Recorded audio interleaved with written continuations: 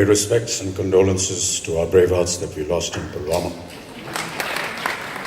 and to those brave hearts that protect our borders during this present tension in our country. Members in the dais, distinguished members in the audience, the distinguished award winners, ladies and gentlemen, thank you so much for having me here this afternoon, Dr. Mehta. I find myself most least qualified to be here this afternoon because I'm not a doctor, but I do have a great medical history. And that could have been one of the reasons why I'm here. But actually there were two reasons. One was my daughter asked me to be here, as Dr. Mehta mentioned in his speech. And doctors, when they tell the daughter and the daughter tells the father, you never say no. Daughters are very special. The other reason, of course, as I said, I've had a great medical misadventure in my life. And I come here today because of the great respect I have for the medical profession and for the doctors that have been responsible, particularly in India, with all due respect to those that have come from overseas.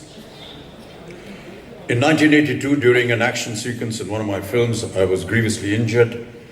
There was an intestinal rupture, which, due to certain circumstances, developed into peritonitis. And I have no qualms in admitting that even though I had the means to get myself treated overseas, I chose to be treated by doctors in my own country because of the respect and regard I have for them. And it is because of their treatment and their care for me that I stand in front of you today.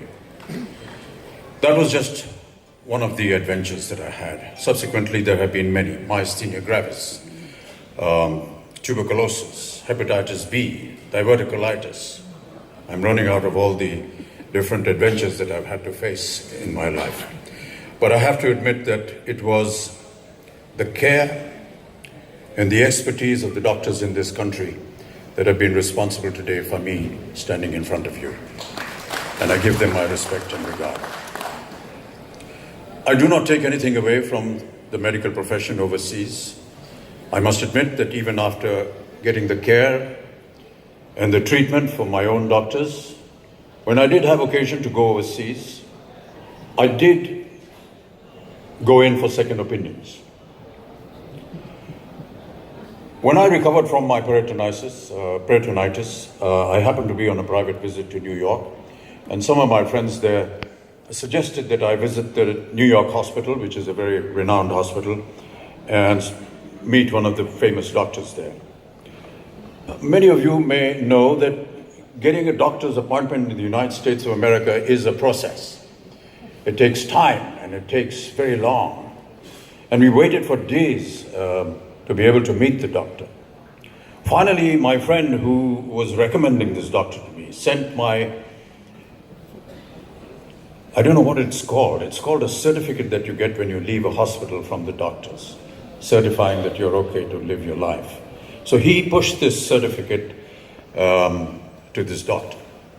And the reason why I got occasion to meet him was he looked at the certificate and said, "Is this guy alive?"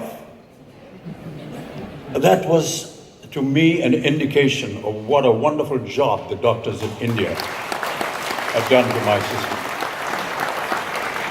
And that has been the case every time I've gone for a second opinion, with all due respects, as I said, to the medical profession overseas. I'm very grateful to Dr. Mehta for calling me here today. I wish this conference and all the award winners great success. May all the youngsters that represent the medical profession in our country be inspired by these wonderful dignitaries who have created such a great atmosphere of expertise in their lives. May you be inspired, may you do well for this nation, and may never anyone ever have to go through what I did in any kind of hospitalization. Thank you so much, Dr. Mehta, for having me here. It's been a great honor, and a great honor to meet all these wonderful dignitaries. Thank you.